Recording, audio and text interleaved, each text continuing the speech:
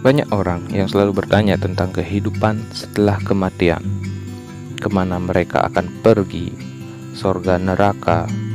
Akankah mereka bersatu dengan Sang Pencipta? Tapi mereka lupa memikirkan kehidupan mereka sebelum kematian. Di sini saya tidak ingin merubah perspektif kalian tentang kehidupan setelah kematian. Tapi di sini saya ingin menambah perspektif kalian, yaitu tentang kehidupan sebelum kematian.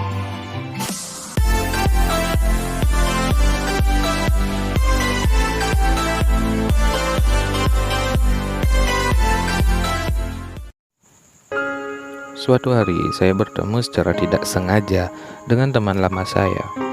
Dan saat bertemu tersebut, dia menjadi seorang relawan di sebuah acara sosial.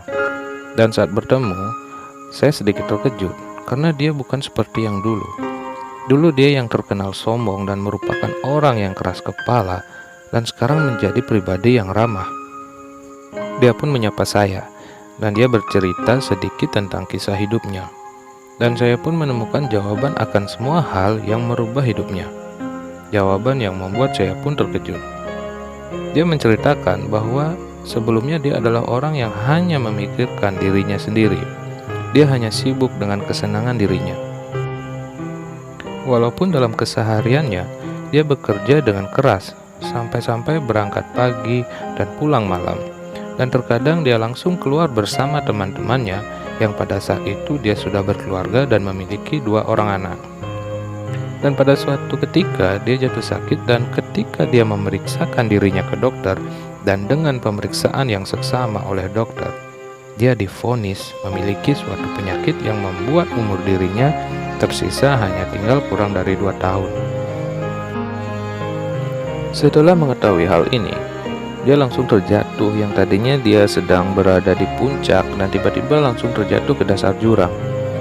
Setelah mengetahui hal ini, dia memikirkan kembali semua perjalanan hidupnya, di mana dia terlalu fokus kepada satu hal dan melupakan hal lainnya, di mana dia terkadang hanya memikirkan dirinya sendiri tanpa memikirkan orang lain.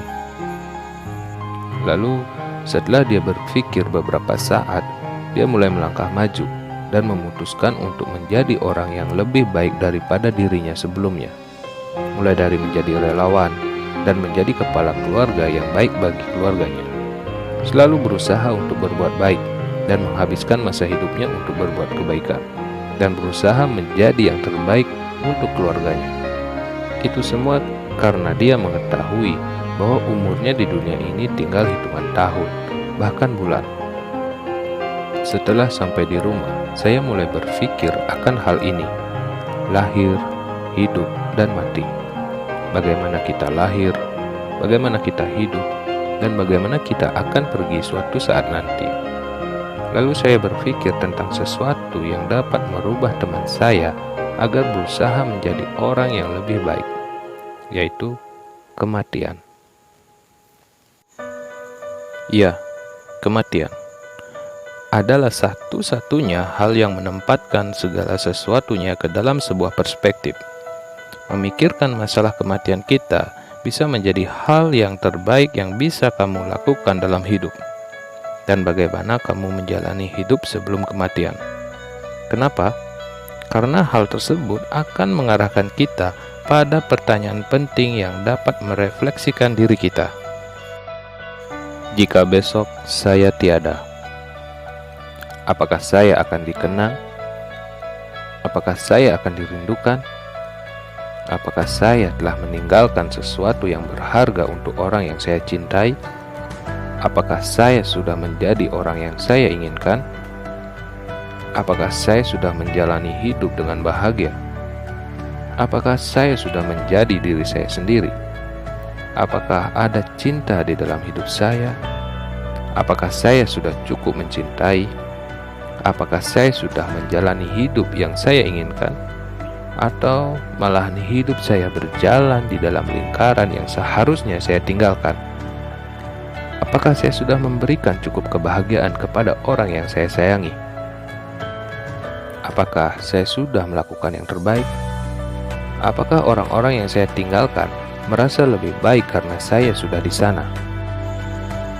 Memikirkan tentang kematian kita memaksa kita untuk mengevaluasi perjalanan hidup kita dan memberikan kesempatan kepada kita untuk mulai lebih bertanggung jawab dengan hidup kita pada seluruh aspek yang belum menjadi bagian terbaik dari diri kita.